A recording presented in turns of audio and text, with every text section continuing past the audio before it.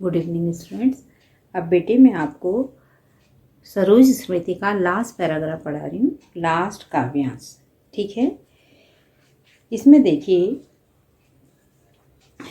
मुझ भाग्यहीन की तू संबल, युग वर्ष बाद जब हुई विकल, दुखी जीवन की कथा रही, क्या कहूँ आज जो न कही।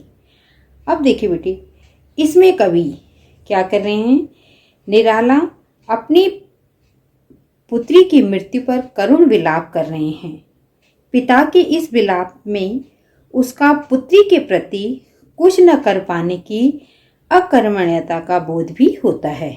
ठीक है, कविता के माध्यम से यहाँ पर कवि ने अपना जीवन संघर्ष प्रकट किया है। तो कवि क्या कह रहा है कि अपनी मरी हुई पुत्री को संबोधित करते हुए कहता है कवि, मुझ भाग्यहीन की तू संबल, कि मुझ भाग्यहीन की तू ही एकमात्र सहारा थी। संबल माने सहारा। मुझ भाग्यहीन की तू संबल, मुझ भाग्यहीन पिता की तू एकमात्र सहारा थी। मैंने तेरी यादों को काफी समय तक अपने हृदय में संजो कर रखा, परंतु अब मैं बहुत व्याकुल हो गया हूँ। युग वर्ष बाद जब हुई विकल, अब क्या बोल रहे हैं कि मैंने तुम्हारी यादों को काफी समय तक अपने हृदय में संजो कर रखा, परंतु अब मैं बहुत व्याकुल हो गया हूँ। फिर आगे क्या कहते हैं, दुखी जीवन की कथा रही, क्या कहूँ आज जो न कही। कवि अपने जीवन के बारे में बताते हैं कि मेरा तो सारा जीवन ही दुखों में बीता। मेरा जीवन तो दुखों की कहानी बनकर रह गया। अब कैसे बेटे, कैसे हम बताएंगे इसमें कि बहुत गरीबी में अपना जीवन बिताया, युवा अवस्था में ही पत्नी की मृत्यु हो गई, उसके बाद पुत्री का विवाह किया तो उसकी भी अचानक मृत्यु हो गई। तो तब दुखी होकर के, विकल होकर के पिता कहते हैं कि मेरा जीवन तो दुखों की कहानी बनकर रह गया है। उसे आज क्या कहूँ जिसे अब तक नहीं कह पाया था।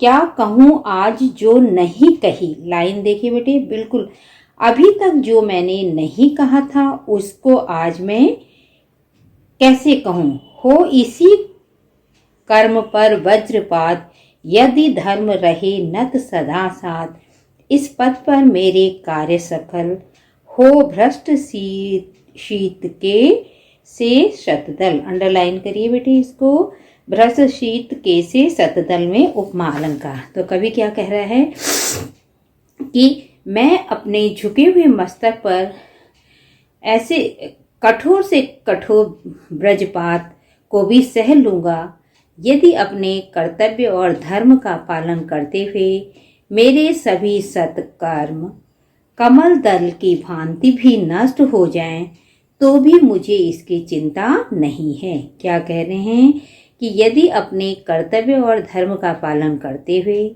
मेरे सभी सत्कर्म कमल दल की भांति भी नष्ट हो जाएं, तो भी इसकी चिंता मैं नहीं करूँगा। क्यों कह रहे हैं, कन्नेगत कर्मों का अर्पण, कर करता मैं तेरा तर्पण। कर करता, अंडरलाइन करो, अनुप्रास अलंकार।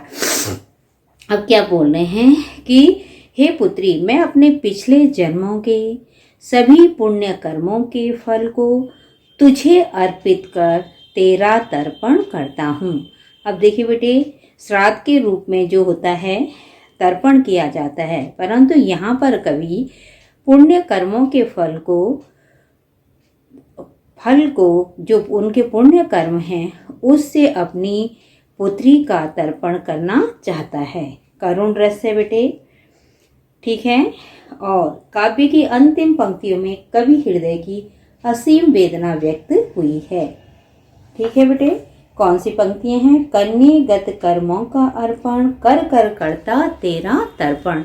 बहुत ही कि क्या कह रहे हैं पिता, मैं अपने पिछले जन्मों के सभी पुण्य कर्मों के फल तुझे अर्पित कर तेरा तर्पण करता हूँ। अर्थात श्राद्ध के रूप में तुझको पुण्य कर्मों के फल को जल के रूप में अर्पित कर रहा हूँ।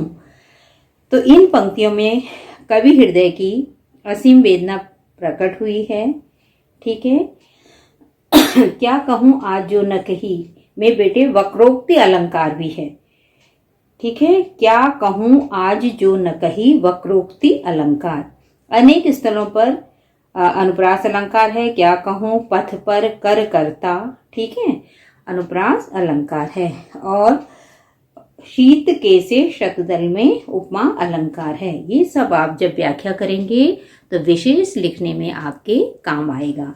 तो बेटे ये पूरा चैप्टर खत्म हो गया है। अब मैं आपको जो बोर्ड परीक्षा में आने वाले प्रश्न हैं वो किस तरह से आपको सॉल्व करने हैं वो समझाऊंगी। कभी किसी पार्ट के ले लेंगे, कभी किसी पार्ट के, और उस हिसाब से आपको करने हैं या बोर्ड के हिसाब से। ठीक है। Thank you.